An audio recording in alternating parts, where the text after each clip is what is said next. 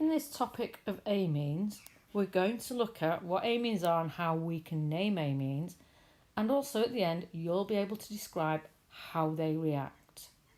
So a couple of examples of amines are ammonia, which is an inorganic amine, and then the rest are organic derivatives of ammonia, primary amines, secondary amines and tertiary amines. Cadaverine, a diamine, is named because it comes from the smell of putrefying or dying organisms, from the word cadaver. What's its IUPAC name?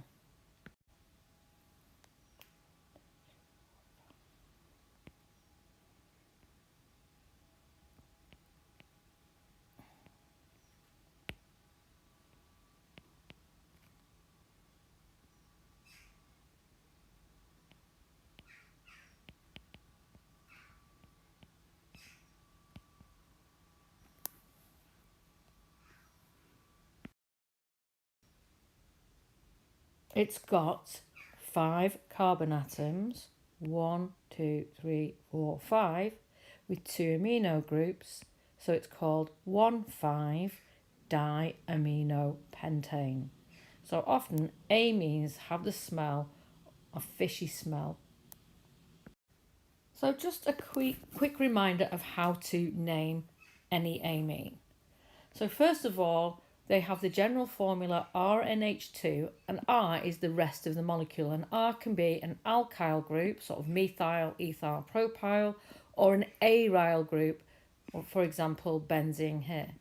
So suffix, remember that comes after the molecule amine, so where R is CH3, CH3NH2 is methylamine, and CH3CH2 or C2H5 is ethylamine. Where a benzene ring is the R group, an aryl group, that is called phenylamine. To name a secondary amine, for example, so here's a derivative of the ammonia molecule, it's got 2 methyl groups. The name of this is dimethylamine. A tertiary amine, one that's got 3 alkyl groups attached to a nitrogen atom, for example here, is triethylamine. But what happens when there are different aryl groups attached to the nitrogen atom? For example here, we look at the longest chain, so here the longest chain is 3, so that's propylamine, and therefore attached to the nitrogen also is a methyl group. So this takes priority, so it's phenylamine, and then the methyl group is attached to the nitrogen, so we represent it as N-methylpropylamine. So here's a pause point. What you're going to do now is to draw the structures of the following amines on a piece of paper, and then you can check your answer in the next part of the video. So can you draw the structure of trimethylamine, N-phenylethylamine and N-ethylbutylamine? Draw them on paper now, pause the video and then check your answer. So the first molecule that you had to draw was trimethylamine. Tri means there are 3 methyl groups attached to the nitrogen atom. Because they are all the same group, you do not have to use the prefix N. The second molecule that you had to draw was an N-phenyl, so this is an aryl group attached to the nitrogen, and then it was N-phenylethylamine. So ethylamine is the amine, and the phenyl group is treated as a side chain, and there's your molecule N-phenylethylamine. So the third molecule that you had to draw, coming up now, is a butylamine. So start with the longest chain, which is 4 carbons. And then attached to the nitrogen atom is your ethyl group. The butyl group takes priority because it's the longest chain, and the ethyl group is then a substituent which is attached to the nitrogen. So this is N-ethylbutylamine. Well done if you got those correct. Amines really are organic derivatives of ammonia. Here the hydrogen is replaced by an alkyl group, which I've represented with R for the rest of the molecule. Pause the video at this point. On a piece of paper, draw a diagram to illustrate hydrogen bonding between two molecules of methylamine, and then try to explain why the boiling point of methylamine is lower than the boiling point of methanol. In your diagram, have you included the fact that nitrogen has a lone pair of electrons and the hydrogen atom in an adjacent methylamine molecule embeds itself in the lone pair? And this happens because the nitrogen is electronegative and therefore it draws electrons towards itself, leaving the hydrogen atom almost a naked proton. Because nitrogen has one lone pair of electrons, it can form one hydrogen bond. In these two molecules of methanol, the oxygen atom is more electronegative than the hydrogen, and the hydrogen atom is left almost as a naked proton.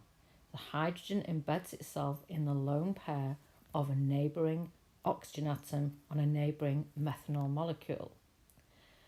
Oxygen is more electronegative than nitrogen, and therefore the hydrogen bonding is stronger, and therefore it's more difficult. It requires more energy to break the hydrogen bond between two methanol molecules than it does to break the hydrogen bond between two methylamine molecules. So make sure you get that in your notes.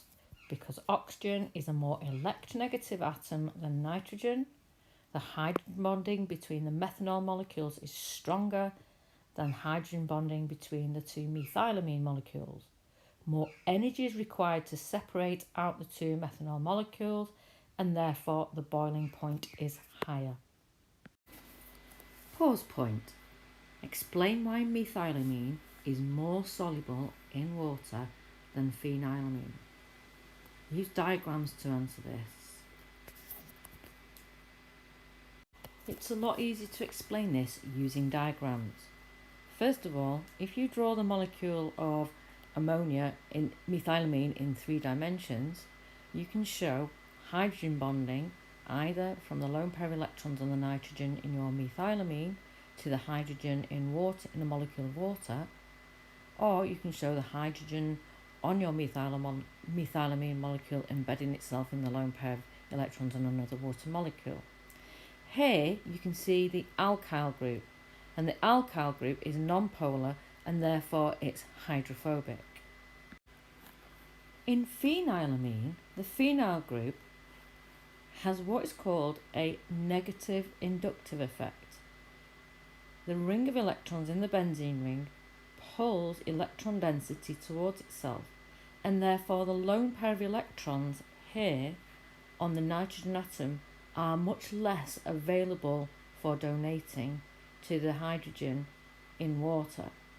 And also the phenyl group is much more hydrophobic. It's much bigger, it's non-polar, and therefore will repel water molecules. The other thing to note is that alkyl groups are electron releasing. They have a positive inductive effect. These summary questions have come from page 441 in your caboodle textbook. So number 1, can you classify this molecule as a primary, secondary or tertiary amine? What is the name of the compound in 1? Can you draw the structural formula of trimethylamine? And could you predict whether trimethylamine will be a solid, liquid or gas at room temperature? Explaining your answer carefully to 4. Pause the video, get a piece of paper and write out your answers. The next part of the video will give you your answers. Here are the answers. Because there are 2 alkyl groups attached to the nitrogen atom, it's a secondary amine.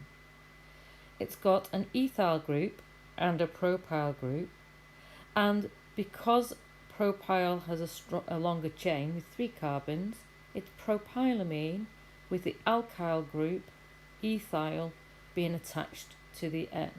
So this is the prefix. So it's N-ethyl propylamine or ethyl propylamine because there's no other group attached to the nitrogen.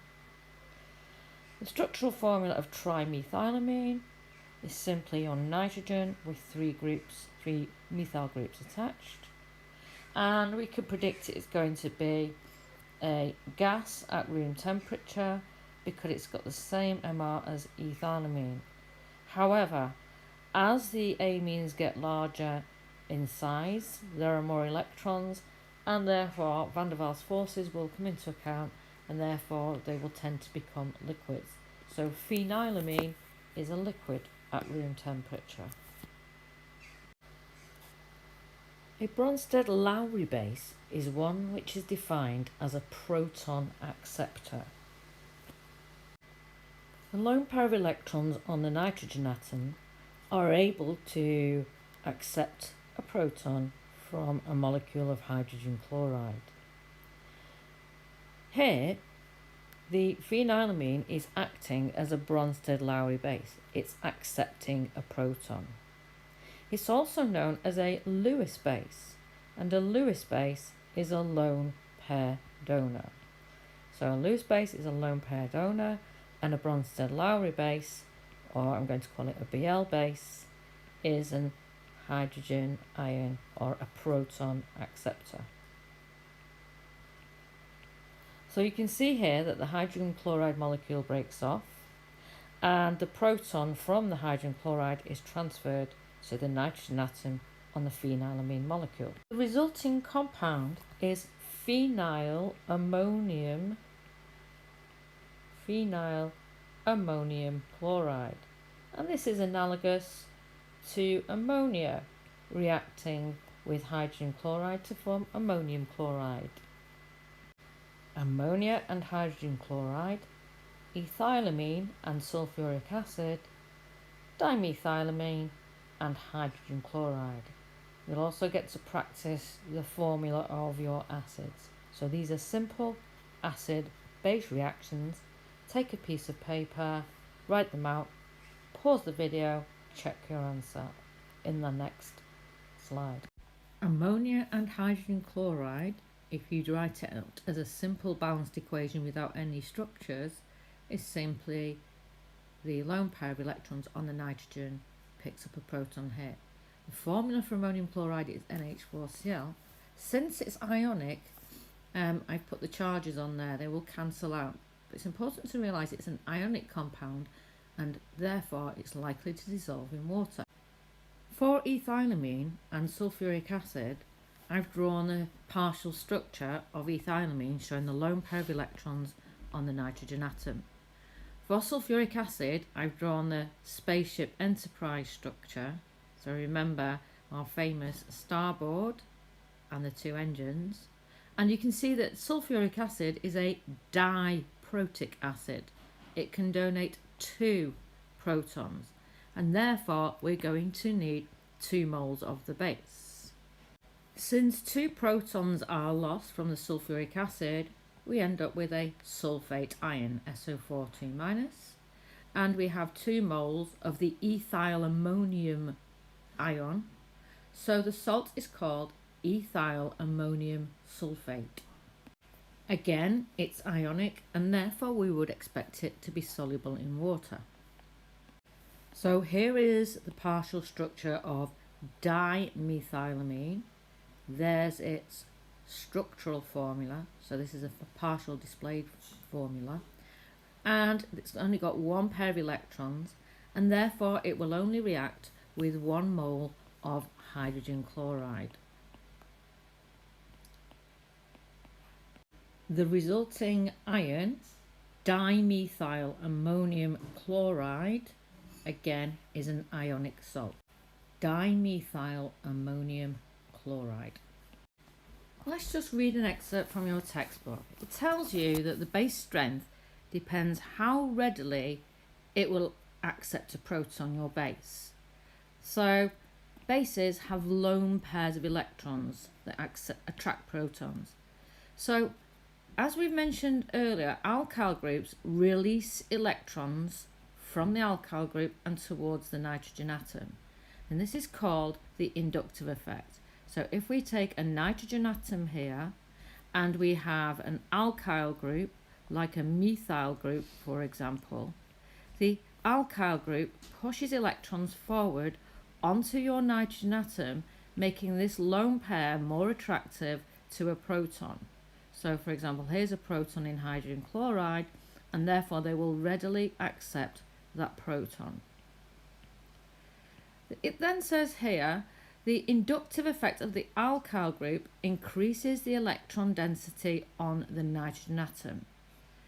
And therefore, primary alkylamines are stronger bases than ammonia.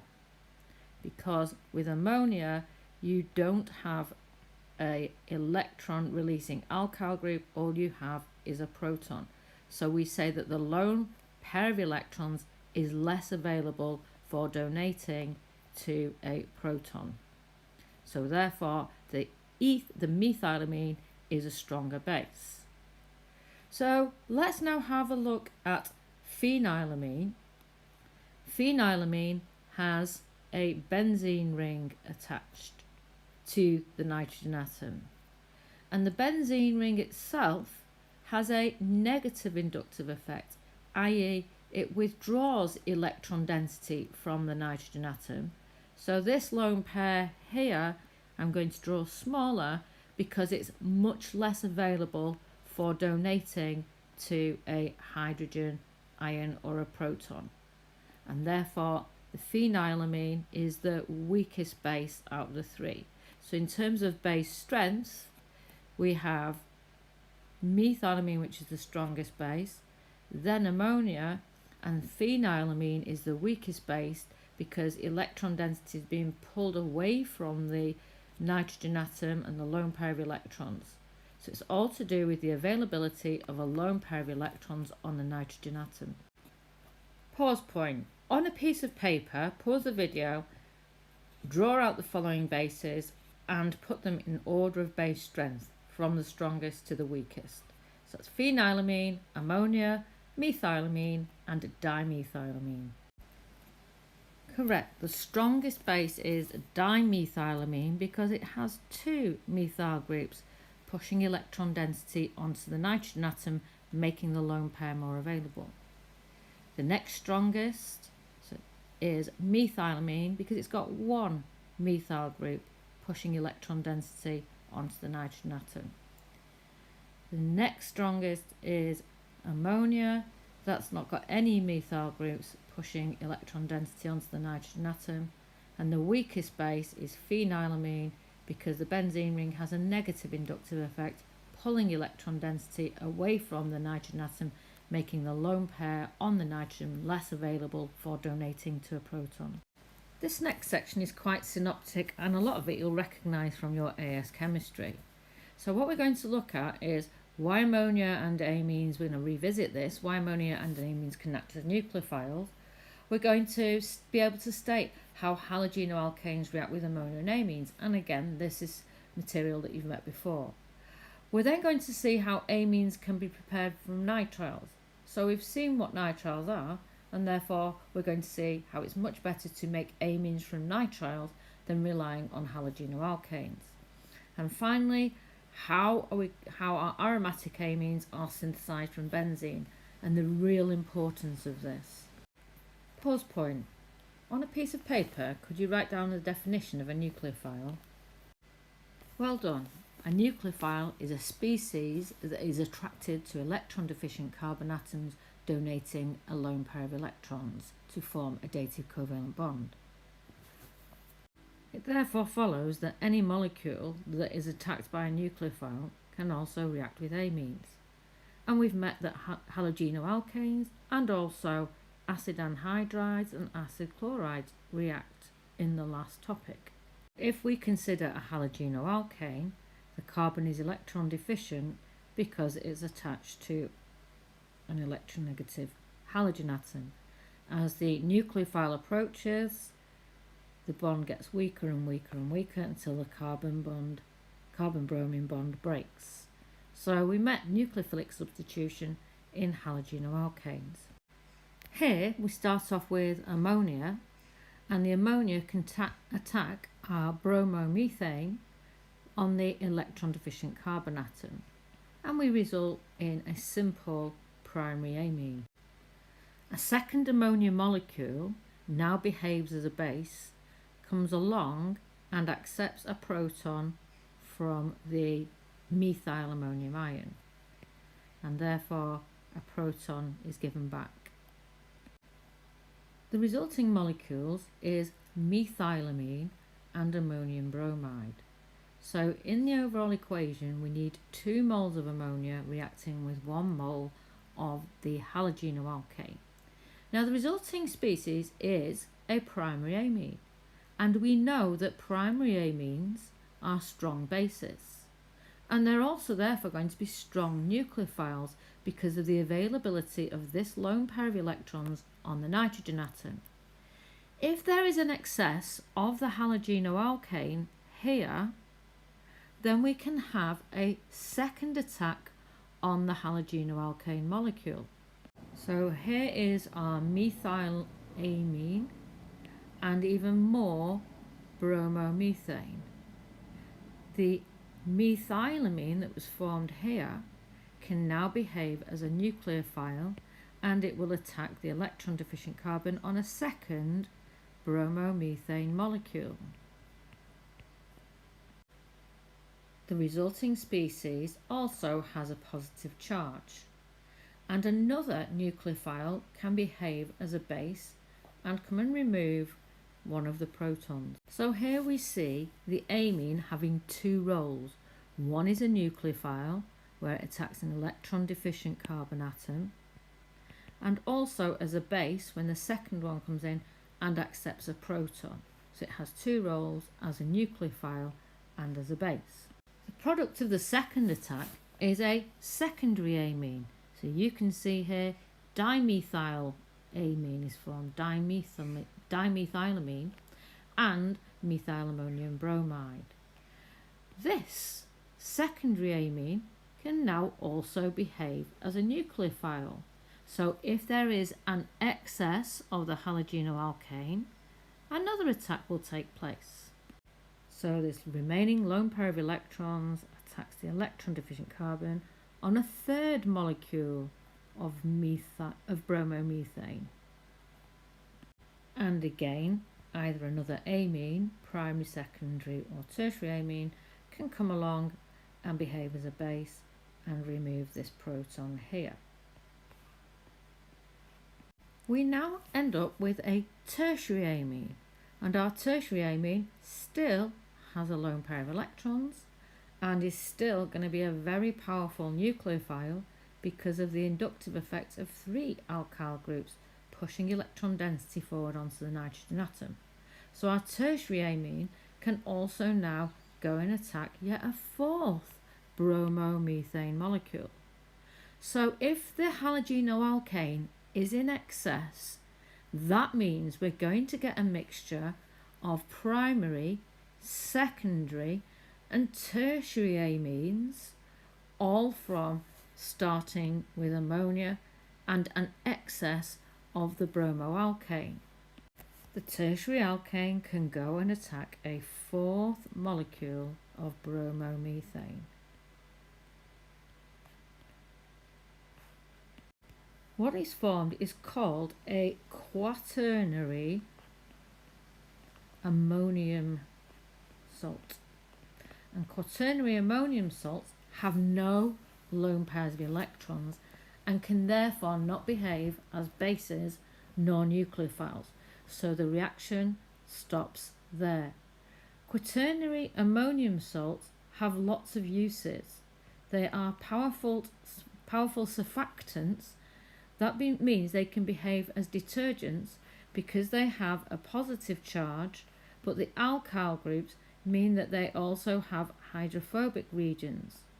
Quaternary ammonium salts are used as detergents, cationic detergents, and also surfactants, and are present in such things as fabric and hair conditioners. Go and have a look at the side of a fabric or hair conditioner bottle. So here is a range of shampoo and conditioners I've just taken out of the bathroom. Let's have a look on the reverse labels. First of all, look at the labelling on this conditioner. Can you spot the quaternary ammonium salt. Well done, it's here. Triammonium chloride. Let's have a look at the shampoo bottle. Can you see it? If we go through all of these chemicals in here, eventually here we can see it here. Hydroxy, propyl triammonium chloride. Hydroxypropyl triammonium chloride. Let's see what we can spot in this Tresemme conditioner bottle. So this here, dimethylamine, cetric triammonium chloride, and we've also got a triammonium chloride here. So these are the surfactants. So surfactant or surface active agents have a variety of forms. Let's just recap on that. So if you remember last topic when we looked at saponification or soaps, they form what are called anionic or negatively charged surfactants. So for example, alkyl sulfates and soaps, these are anionic surfactants, and they're used mainly in laundry detergents and dishwashing liquids. The ones that we've just met, the quaternary ammonium salts, are cationic because they've got an overall positive charge. They tend to be mixed with non-ionic surfactants, but tend to be used in hair softeners, fabric conditioners and softeners in textiles, and also at creating anti-statics. So when you dry your hair, if you use a conditioner, it's less likely to get static electricity in it. Later on, we're going to meet zwitterionic surfactants, which have got both positive and negative charges. We'll look at those later on when we come to look at amines. So to summarise, anionic surfactants, negatively charged ones we met in soap. Cationic surfactants are these quaternary 4 alkyl groups and an overall positive charge. Quaternary ammonium salts, as we've just met. And we'll meet later amphoteric, which means the same as zwitterionic, which have got 2 charges. As you saw, reacting a halogenoalkane with ammonia is not the most efficient way of making amines, because we ended up with a mixture of primary, secondary, tertiary and quaternary amines.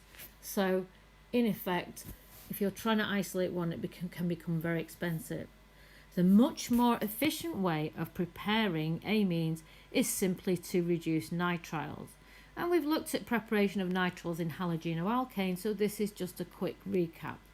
So remember that the cyanide ion, when you're reacting with your halogenoalkane, can be made from potassium or ammonium cyanide is the reagent, and you simply heat that with the halogenoalkane to end up with the nitrile and the halide ion. So this is a quick recap of halogenoalkanes. Once you have the nitrile, we can reduce the nitrile to primary amines, first of all with either a nickel catalyst and hydrogen gas, and that gives a much purer bromoalkane because only the primary amine is formed. And this is a very common exam question. Why is it better to reduce nitriles than it is to react halogenoalkanes? And as you saw, the mechanism for the reaction of halogenoalkanes results in a big mixture of halogenoalkanes, and this will only give a primary amine. And also the atom economy is 100%.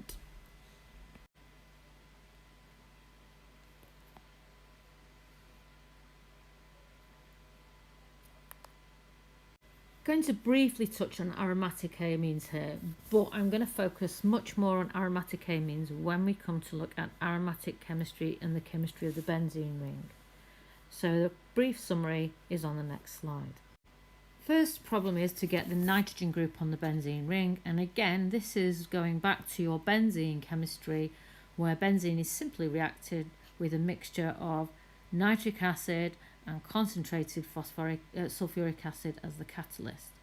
Again, you've met this in benzene chemistry and you end up with your nitrobenzene. We cannot reduce the nitro group with either LiAlH4, nor can we use NaBH4. And the reason for this is they contain the hydride ion. And the hydride ion is a nucleophile. And nucleophiles are attracted to electron-deficient carbons, and there are no electron-deficient carbons. In fact, the hydride ion would go nowhere near the nitro group because of the rich electron density.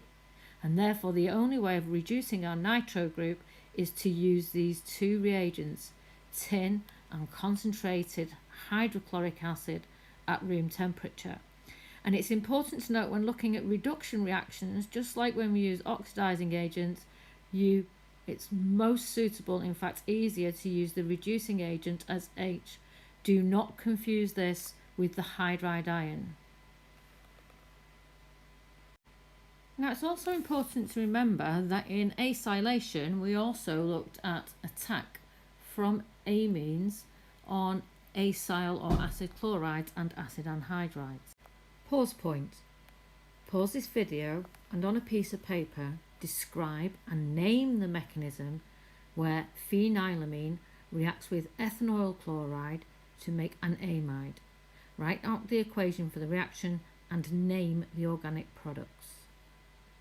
So don't forget to put the lone pair of electrons on your phenylamine. There's your nucleophile. Don't forget to show that your acyl chloride has got an electron deficient carbon here because of the electronegative oxygen atom and the chlorine atom. So the first stage of this mechanism is the attack of the lone pair of electrons onto the carbon. The pi bond breaks and the pair of electrons moves on to the oxygen atom. So the first step is a nucleophilic addition. So don't forget to name the mechanism. So the first step is nucleophilic addition. The intermediate is unstable, but don't forget the nitrogen atom has a positive charge to counterbalance this negative charge. The lone pair of electrons moves back down to reform the bond, and the leaving group is the chlorine atom, which takes away the pair of electrons here.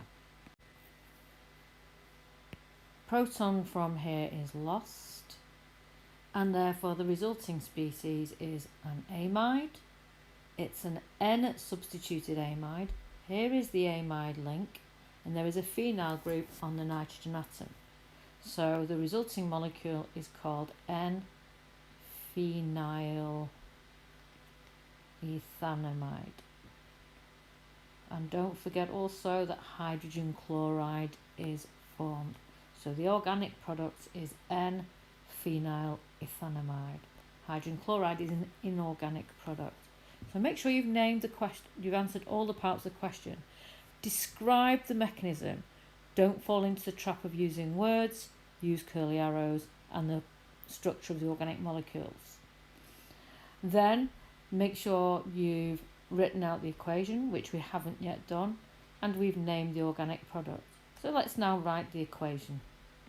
The phenyl group is conveniently represented by C6H5, and the ethanoyl chloride is CH3CO, and a typo there that comes off, CH3COCl. They then react together to form the N-phenyl ethanamide. So the phenyl group is C6H5, NHCO, CH3 and HCl. We have now answered all parts of the question.